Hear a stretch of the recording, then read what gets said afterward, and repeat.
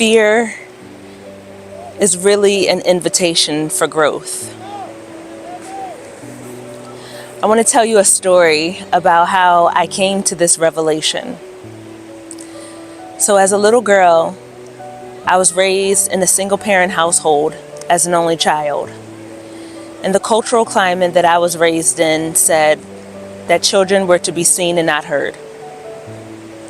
And so as a little girl who already felt emotionally deprived, with no siblings and only one parent that was semi-available, I followed the rules. I played by the game.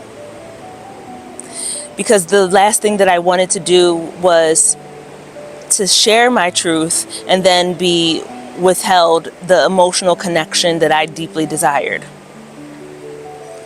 So then years later, as an adolescent, trigger warning, I was sexually abused by my mom's boyfriend. And when I shared what happened, nothing changed. Life continued to go on as if it didn't matter. So the belief that I already held and that I learned from a child, that my voice didn't matter, was now confirmed by this experience.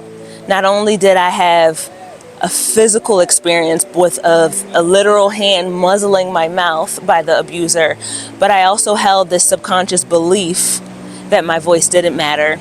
And if I did speak my truth, my opinion, that either it was going to go on deaf ears and nothing would change, or I will be punished and attention or affection will be removed. So I took all these belief systems and these learned experiences with me into my adult life. And I chose a career path as a therapist. And as a therapist, your whole role is to be a listener, a witness, to observe what you're seeing and then share back what you heard. So I became a master at listening and shutting my mouth. I became a master at listening to other people and withholding my perspective, my opinion, my lens on life. And so when I decided to change career paths, and what was needed for me in this new career path was for me to be visible, for me to share my voice and share my truth. Every time I got in front of an audience, every time I pressed record on this camera, I would feel this flood of fear arise.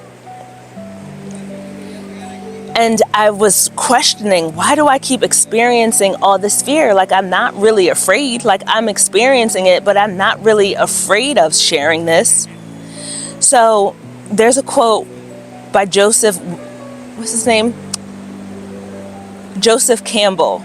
Joseph Campbell states, "The caves that you fear to enter holds the treasures that you seek." The caves that you fear to enter holds the treasures that you seek. So it's through the darkness, it's through the unknown, it's through the fear that you get to experience the treasures, the desires on the other side. So I paused and I took a minute to just kind of unpack. Why do I keep freezing and feel paralyzed by fear every time I want to share my voice? And I realized that it was an invitation for me to speak the words that the little girl in me wanted to share. To speak the words that the adolescent version of me wanted to speak. To speak the words that the young adult version of me wanted to speak every time I closed my mouth, because I wanted to be a good girl. I wanted to receive love, affection, and connection. I wanted to not ruffle the feathers. I wanted to keep my economic stability intact. See, sharing my truth and sharing my voice was a threat to my internal safety. My nervous system went into instant fight, flight, or freeze every time I pressed publish or I pressed record, I got in front of an audience. So it wasn't really me that was afraid. It was all of the little versions of me that were unaddressed, all the little versions of me that were unhealed, all the little versions of me that were muted, suppressed, ignored, and not allowed to share. And so now I make a conscious and effort and discipline decision to show up here, to speak my truth, to share my story, even when my body is shaking. It's not because I'm scared. It's because my nervous system is still rewiring the fact that sharing my truth, speaking my voice is safe. So I have to override that system by doing the opposite. I have to rewrite the story that I've created in my mind, the subconscious belief systems that I'm not safe by sharing my truth, by doing it anyway, by rewiring my brain, by creating new neural pathways so that my nervous system can now begin to understand that it's okay to share my truth, to share my story. So I share this. Why? Because maybe this too is your truth. Maybe you get paralyzed by fear. Maybe you get stuck in the fight flight and you continue to just go backwards, continue to recycle patterns of suffrage. You continue to limit yourself from experiencing the desires of your heart because fear stops you from growing. Fear stops you from moving forward. Well, I want to share that fear is an invitation. So the next time that you experience fear, I want to invite you to pause.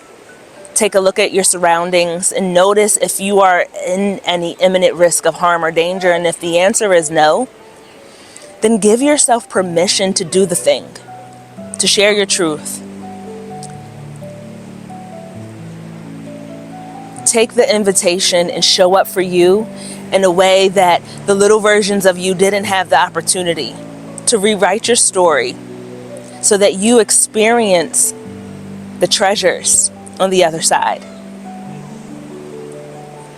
If this resonated with you, please drop a comment, like, subscribe, or share with somebody else who may need to hear this.